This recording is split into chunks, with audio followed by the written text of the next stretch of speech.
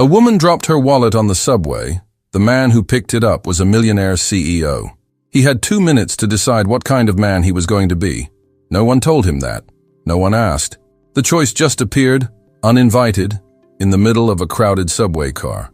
And it started with a sound almost no one noticed. The subway doors were already closing when the wallet hit the floor. It slid a few inches, stopped near the edge, and stayed there. The woman who dropped it was already stepping onto the platform. She never looked back. The train moved on without her. If you believe in compassion and the quiet strength of ordinary people, take a moment to like and subscribe. Stories like this remind us how one small act can change everything. People were everywhere, yet no one reacted. Phones stayed in hands. Eyes stayed forward. It was easy to pretend nothing happened. Easy to believe someone else would deal with it. But one man looked down. He saw the wallet. He saw how worn it was, how familiar it looked. And in that instant, the noise of the subway seemed to fade. All that remained was the choice in front of him. He could leave it there. Lost items weren't his responsibility. He had places to be, things waiting for him above ground. No one in that car knew his name. No one would question his silence. The train pulled into the tunnel, lights flickering across his face. He bent down and picked up the wallet. It felt heavier than it should have, not because of what was inside, but because of what it now asked of him. This wasn't about money. It wasn't about rules. It wasn't even about the woman who had already disappeared. It was about what happens when no one is watching, and whether character still shows up anyway. He slipped the wallet into his coat pocket, just for a moment. Not to keep it, not to hide it, just long enough to decide what came next, because whatever he chose, there would be no undoing it. Caleb Mercer stood near the pole, steady despite the sway of the subway, dressed in a dark coat that didn't try to impress anyone. He looked like someone who belonged anywhere and nowhere at the same time. His watch was expensive, but worn, like it had been with him long before the money arrived. People around him assumed he was just another commuter heading to work. That was exactly how he wanted it to look. Just over a year ago, Caleb's life had changed faster than he ever expected. His startup had been acquired, turning long nights and quiet doubts into headlines and wire transfers. Suddenly, there were drivers waiting downstairs and meetings held above the city, but every couple of weeks, he chose the subway instead. Not out of nostalgia, but to stay grounded in something real. Across the city, Lena Carter walked briskly along the sidewalk above the station, unaware of what she'd lost below. She wore a faded jacket and carried the tired posture of someone balancing too many responsibilities. Her mind was already racing ahead to the next problem waiting for her. She didn't stop until she reached the corner. That was when she reached for her wallet and felt nothing. Lena froze, standing still as the noise of the street rushed around her. She checked her pockets once, then again, slower this time. Her shoulders tightened, but she didn't panic. Panic didn't help when you had 2 kids to pick up after work. She exhaled, straightened up, and kept moving. Back underground, Caleb leaned against the wall as the train rattled forward. He felt the weight of the wallet through the fabric of his coat, heavier now that he knew it was there. He hadn't opened it yet, and he wasn't sure why. Maybe part of him already understood that it wasn't just about returning an object. It was about stepping into someone else's life, even briefly. Around him, the subway felt unchanged, indifferent, mechanical. A teenager laughed at something on his phone. An older man stared at an ad he'd probably seen 100 times. No one noticed the quiet tension settling in Caleb's chest. No one ever notices moments before they matter. Lena boarded a bus minutes later, staring out the window as the city passed by. She thought about replacing her ID, canceling cards, rearranging her already tight schedule. She didn't think about the man on the subway. She assumed the wallet was gone for good. Sometimes, that's the only way to keep moving forward. As the train approached the next station, Caleb finally reached into his pocket. He didn't know her name yet, or her story, or what she was carrying beyond leather and cards. All he knew was that their lives had crossed for a reason neither of them had chosen. The doors were about to open again, and with them, the direction of everything that followed. Caleb waited until the train slowed before reaching into his coat pocket, aware that whatever he found would shape what came next. He stepped aside near the doors, letting other passengers move first, buying himself a few extra seconds of privacy. Only then did he open the wallet, careful not to look like someone searching for money. The leather creased easily, familiar from years of use. This wasn't something recently bought or lightly carried. Inside, everything was ordinary, almost disappointingly so. An ID with a tired photo, cards that showed where, a transit pass nearly empty. There was no large amount of cash, no reason for suspicion, no dramatic discovery. For a moment, Caleb felt relief. Ordinary things were easier to return without complication. Then he noticed the folded piece of paper tucked behind the cards. It wasn't hidden, just placed carefully, as if it mattered. He hesitated before opening it, feeling like he was crossing a line he hadn't agreed to cross. But curiosity wasn't what pushed him forward. It was the sense that this paper carried weight. The handwriting was uneven but deliberate, the kind written quickly between obligations. At the top, a simple heading read, "To do, nothing more." Below it were short lines, written without drama or explanation. Each one felt practical, grounded, unfinished. Caleb read them once, then again, slower the second time. Keep the girls in the same school. Fix the heater before winter hits. Pay off the bus fine. Take the girls to the zoo again. Call Mom. The train came to a full stop as Caleb folded the paper back into place.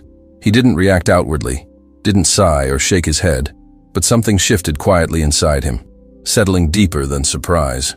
This wasn't a list of dreams. It was a list of survival. As passengers pushed past him to exit, Caleb stayed still for a beat longer than necessary. He thought about the ease with which problems stacked up for people who couldn't afford delays. He thought about how small amounts of money could become walls. The woman's face from the platform came back to him, focused, tired, moving forward anyway. By the time Caleb stepped onto the platform, he already knew this wasn't just about returning a wallet. The list had turned a simple task into a moral invitation he couldn't ignore.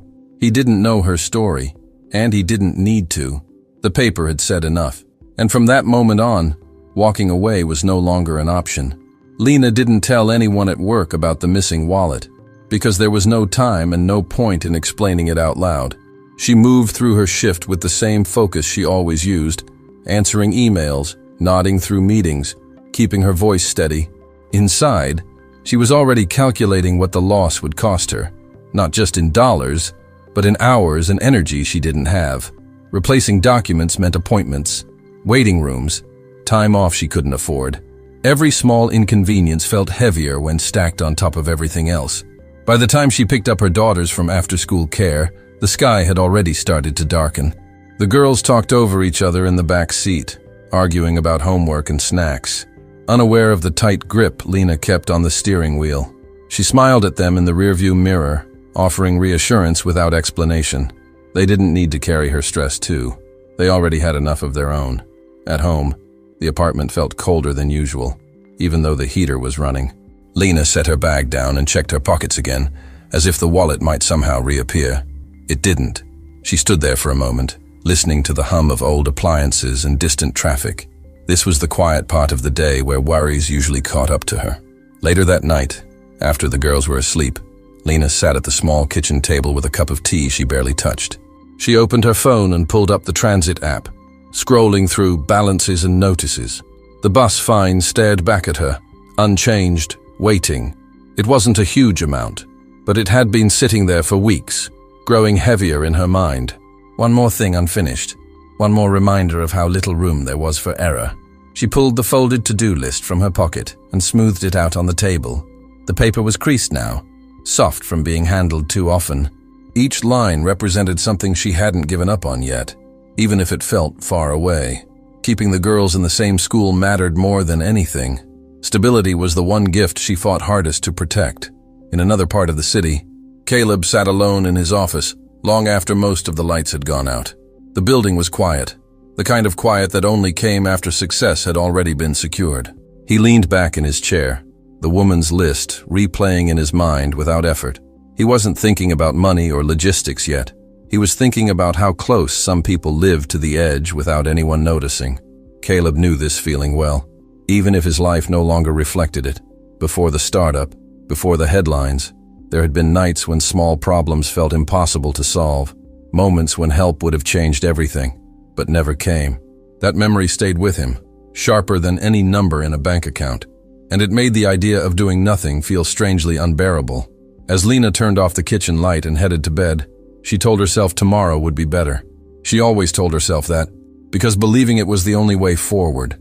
She didn't know that somewhere across the city, a stranger was sitting with her worries in his thoughts. She didn't know that her lowest moment had already been seen, and she had no idea that quiet help was already on its way. Lena noticed something was different the first time she tried to reload her transit card on her phone during a short break at work. She wasn't expecting anything unusual, just the same low balance and the same reminder about the unpaid bus fine that had been sitting there for weeks. Instead, the screen refreshed and showed a clear balance, with no warning, no overdue notice, and no amount due. She frowned, assuming it was a glitch, and refreshed the app again. The message stayed the same, calm and final, as if the problem had never existed. At first, relief came before confusion, and that relief scared her more than the fine ever had.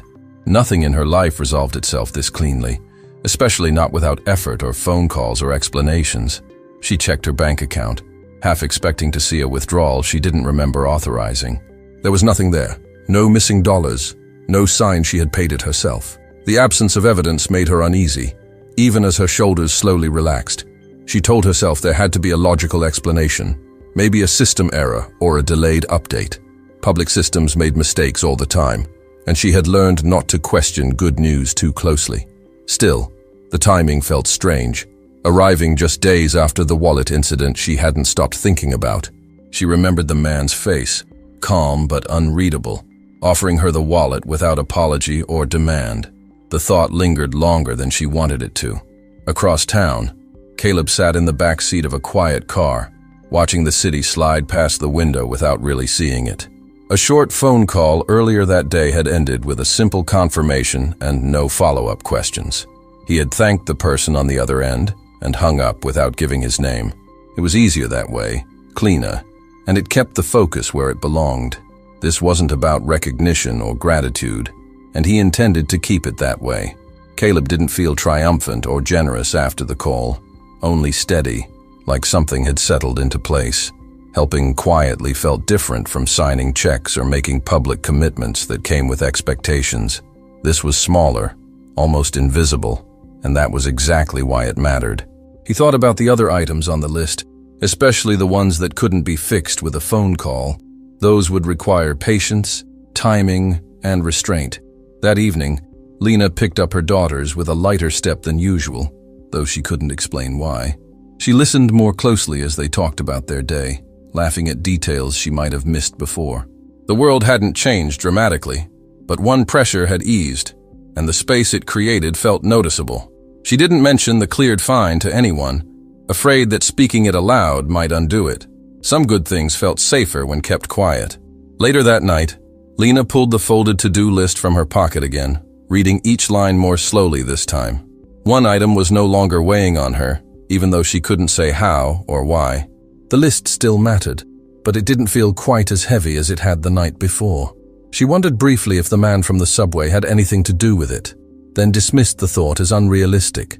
Strangers didn't step into your life like that, not without asking for something in return. As Caleb prepared for bed, he reminded himself that this was only the beginning, not a solution to everything. One problem resolved didn't erase the rest of the list, or the life behind it. He knew better than to believe that kindness worked like a switch you could flip once and walk away from. Still, he felt certain he had chosen the right first step, even if no one ever connected it to him. What he didn't know yet was how deeply that invisible step was about to pull him back into her world. Caleb didn't think of what he was doing as stepping in to fix someone's life, because that kind of thinking usually led to mistakes and misunderstandings. He thought of it as staying present long enough to notice what most people overlooked and then choosing not to turn away from it. The list had shown him pressure points, not weaknesses, and he understood the difference better than most. Real help, the kind that didn't bruise pride or create debt, required patience and restraint. So he decided to move slowly, and only where he could remain unseen. In the weeks that followed, Caleb found himself paying attention to details he would normally ignore as he passed through the city. He noticed how buildings aged differently depending on the care they received. and how certain neighborhoods carried winter more heavily than others. When he remembered the line about the heater, he didn't rush to act, knowing timing mattered as much as money. Too much help too quickly raised questions that kindness couldn't always answer. He waited, watching for the right moment without forcing one. Lena, meanwhile, felt a subtle shift in her days that she couldn't quite explain to anyone else. She still worked long hours and still worried about the future, but the edge had softened just enough to let her breathe. The cleared fine had given her more than a financial break. It had restored a sense of control she hadn't realized she'd lost. She stopped bracing herself for the next bad surprise and began focusing again on what she could manage. That change